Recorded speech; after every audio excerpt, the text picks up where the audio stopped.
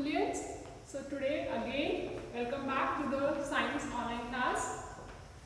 We will do the remaining part of the chapter. Okay, chapter 6 we were doing changes around us. If you remember, last time we have covered the topic reversible and irreversible changes, and the next physical and chemical changes, right? So I have described the differences between the physical and chemical changes. There were some changes in physical and chemical. Let me make you revise again so that you can have a clear understanding of the previous part as well. Physical and chemical changes, these two topics, and reversible and irreversible, we have completed last time. In physical and chemical changes, I have told you that this is the change in which the change takes place only in the physical state. Means it can be the change in shape, size or state of the substance. Means changes takes place only in the physical properties of the substance, right? So I have shown you various examples for that, whether it can be termed as a physical or chemical change. And the next thing which we need to recall, in physical change no new substance is formed, right? I have told you last time that in physical change you have to keep in mind that there is not formation of any new substance, okay? But in chemical change, yes, it is the main dependency whether it is chemical or physical. If some new substance is formed, that means chemical change always takes place when it is due to the formation of a new substance, right? So in chemical change, always a new substance is getting formed, and that new substance differ in chemical properties than the previous one, right? So for example, we have given you the various examples. The first one may be the cooking of food, right? When we cook the food, we cannot take it back to its raw form, to its original form, right? So that means some new substance is formed. So that is the reason we call it as a physical change, a chemical change, right? In the same manner, if we talk about burning of wood or paper, that also a chemical change because it leads to the formation of ash, okay, which is not the same as the raw or original one, right? Spoiling of food, when the food is spoiled, right, it gives a bad fragrance, its properties, chemical properties have been changed, right, it gives a foul smell. Once the food has been spoiled, it gives a very foul smell, and that foul smell is because of the reaction. Some new reaction has been taken place, and due to that reaction, some new compound, some new chemical has been formed in the spoiled food. So that is the reason that spoiling of food is also considered as a chemical change, right? So next, the last topic in your books of this chapter, that is the expansion and contraction. So today our main focus will be on expansion and contraction, right? So we will be discussing about expansion and contraction. What do we mean by expansion and contraction? See, expansion word actually has been derived from the word expand, and expand means increase in size, right? So most of the substance, most of the increase in size, or we can say increase in volume, right? So some substances, they increase in volume when heated, right? So what is the cause of expansion? Heating is the cause of expansion. Some substances increase in volume when heated and decrease in volume when cooled down, right? So decrease means contraction. So contraction word has been derived from the word contract, and contract means decrease in. Instead of giving this arrow, I am just writing it complete so that you can understand it better. Decrease in size, right? Decrease in size, contract means decrease in size, and when it happens upon cooling, right? So that means heating results in expansion, cooling results in contraction, right? So the next is, we have various substances like solids, liquids and gases, right?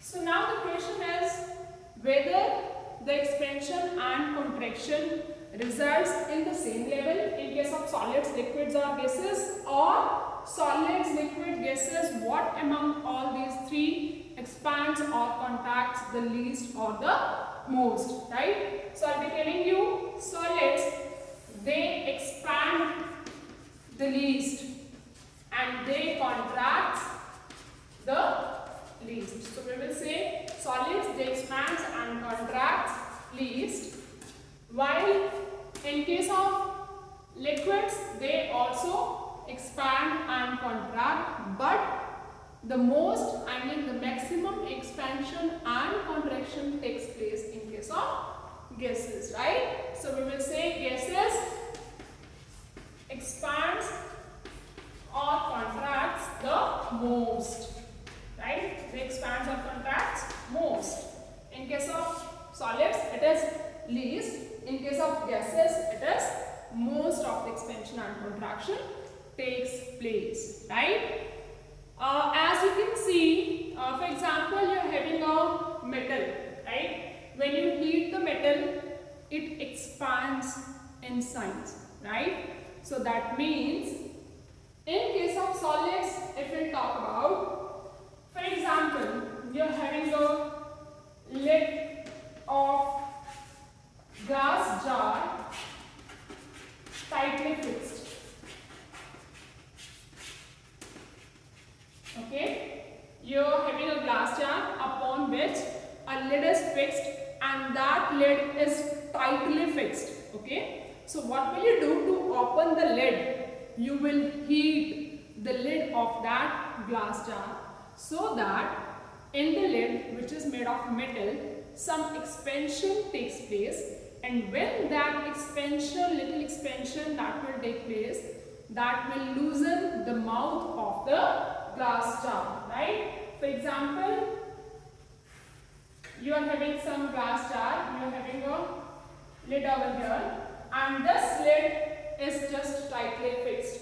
So what will you do? You will try to heat a bit this lid of the glass jar, which will loosen once it is heated due to the expansion, and that loosening of the mouth of the glass jar will help in opening the lid. Okay, so this is how expansion takes place in solids and how it helps.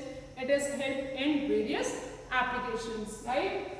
For example, in opening the mouth of this glass jar which is tightly fixed, we use what? We use expansion, and for using expansion concept, what we do? We just heat the metal lid, right? Next, in liquids. In liquids, as you have seen, in case of thermometer, mercury is there, right?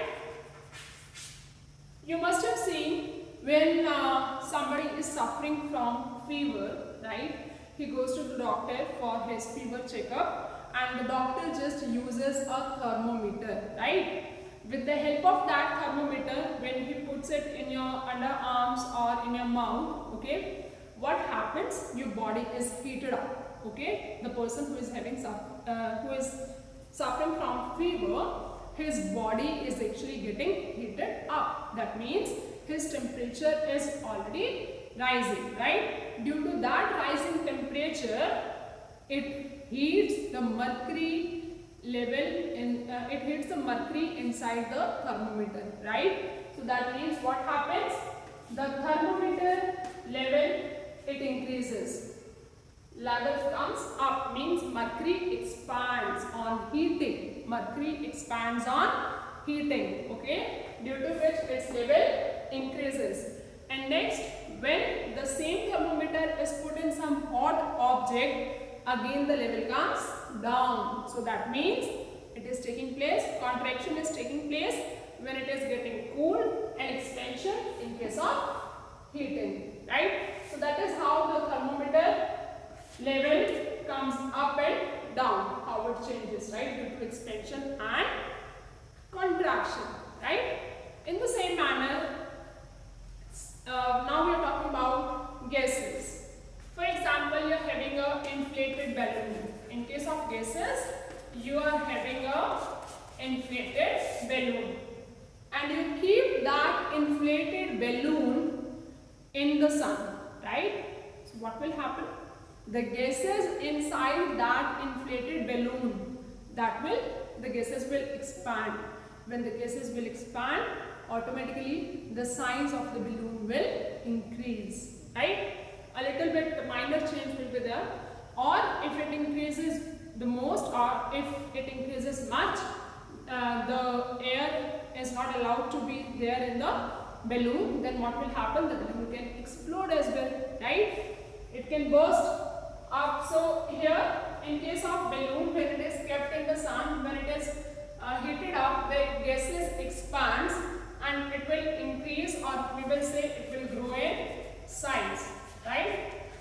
And when the same inflated balloon, it is kept, or we can say when it is tied to the mouth of a bottle having cold water inside, right?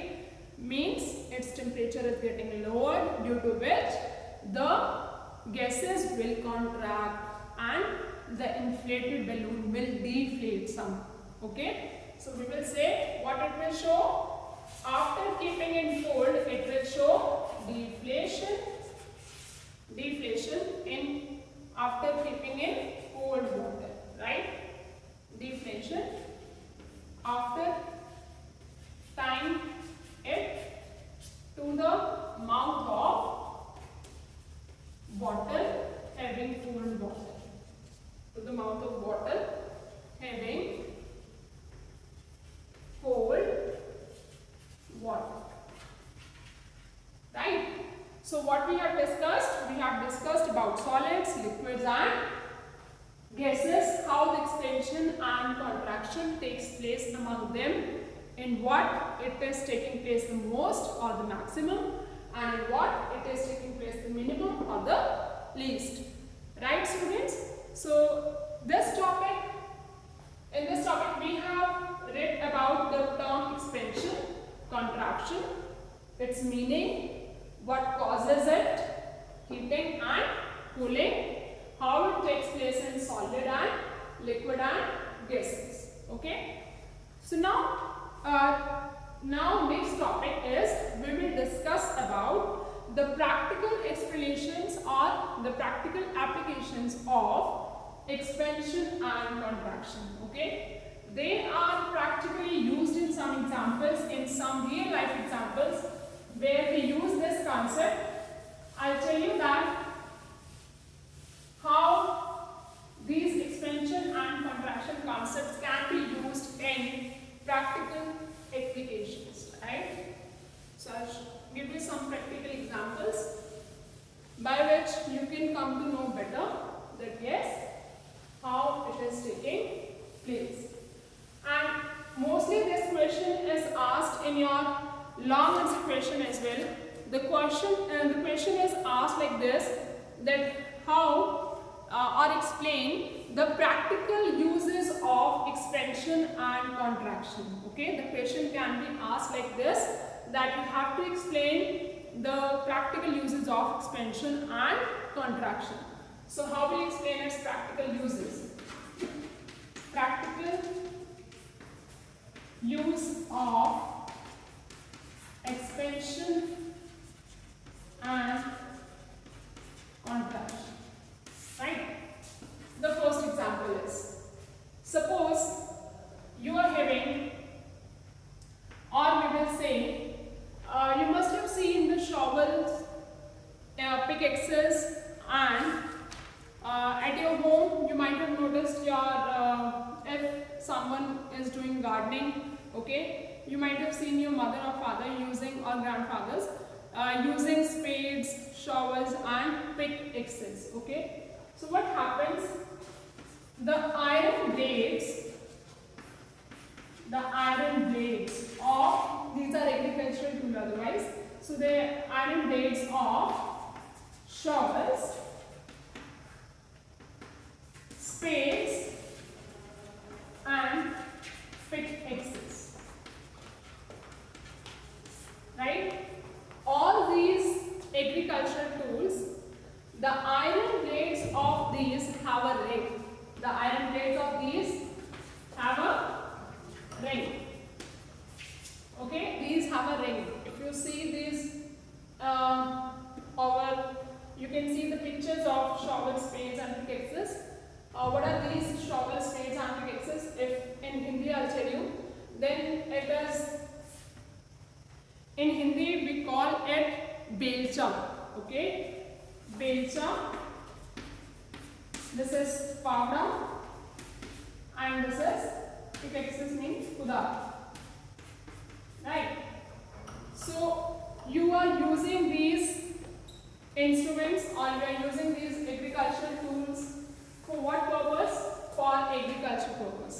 What they have? They have a ring upon which the handle is to be fixed. Okay, they have a ring on which handle is to be fixed.